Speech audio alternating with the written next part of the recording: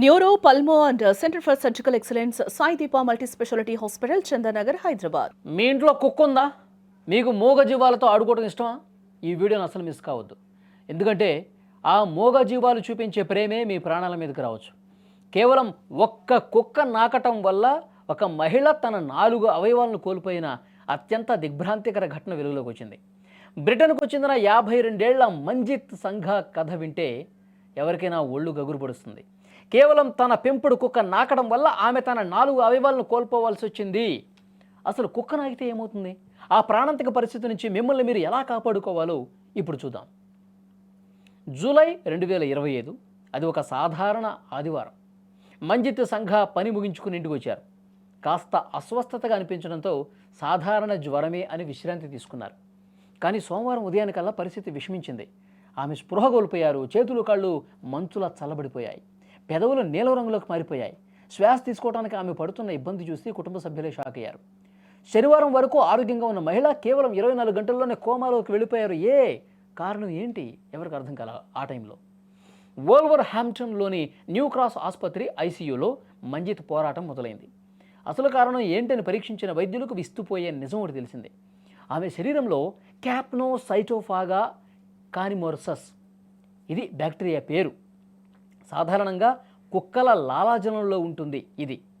మంజిత్ చేతిపై ఉన్న ఒక చిన్న గీతను ఆమె పెంపుడు కుక్క నాకటం వల్ల ఆ బ్యాక్టీరియా నేరుగా రక్తంలోకి ప్రవేశించింది. అది కాస్త సెప్సిస్ అనే ప్రాణాంతక పరిస్థితికి దారితీసింది.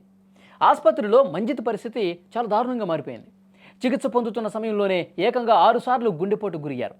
ఇన్ఫెక్షన్ శరీరం అంతా వ్యాపించడంతో గ్యాంగ్రీన్ సోకి అవయవాలు కుళ్ళిపోవటం మొదలైంది. ఆమె ప్రాణాలు కాపాడటానికి వైద్యులకు వేరే మార్గం లేదు.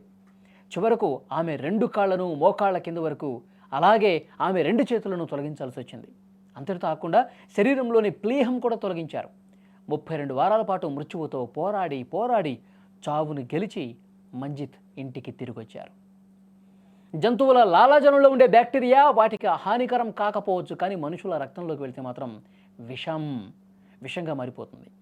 రోగ నిరోధక శక్తి తక్కువగా ఉన్న వాళ్ళు, చిన్నపిల్లలు, వృద్ధులు ఈ విషయంలో చాలా జాగ్రత్తగా ఉండాలి. మీ పెంపుడు కుక్క మీ ముఖాన్ని లేదా శరీరంపై ఉన్న చిన్న గాయాలను నాకకుండా చూసుకోవటం ప్రాథమికంగా తీసుకోవాల్సిన జాగ్రత్త. ఒకవేళ పొరపాటున అలా జరిగితే వెంటనే ఆ ప్రాంతాన్ని సబ్బుతో బాగా కడిగేసుకోవాలి, శుభ్రం చేసుకోవాలి. అసలు ఈ సెప్సిస్ ఇంత ప్రమాదకరమా అంటే అవునంటున్నారు వైద్యులు. సెప్సిస్ అనేది మన రోగ నిరోధక వ్యవస్థ ఇన్ఫెక్షన్కు ఇచ్చే అతి తీవ్రమైన ప్రతిస్పందన. మన ఇమ్యూనిటీ సిస్టమ్ మన సొంత కణజాలాలను, అవయవాలను నాశనం చేయడం మొదలు పెడుతుంది. దీనివల్ల రక్తపోటు పడిపోవటం, కిడ్నీలు విఫలం కావటం, ఊపిరితిత్తుల్లో నీరు చేరటం, ఇలాంటి సమస్యలు వస్తాయి. కేవలం బ్యాక్టీరియల్ ఇన్ఫెక్షన్లే కాకుండా వైరల్, ఫంగల్ ఇన్ఫెక్షన్స్ కూడా దీనికి కారణం కావచ్చు అన్నమాట. మరి సెప్సిస్ రాకుండా ఉండాలంటే ఏం చేయాలో తెలుసా? ఒంటిపై ఎర్రటి మచ్చలు రావటం, శ్వాస వేగంగా తీసుకోవటం, విపరీతమైన వణుకు, మూత్ర విసర్జన తగ్గిపోవటం, ఇలాంటి లక్షణాలు కనిపిస్తే ఆలస్యం చేయకండి.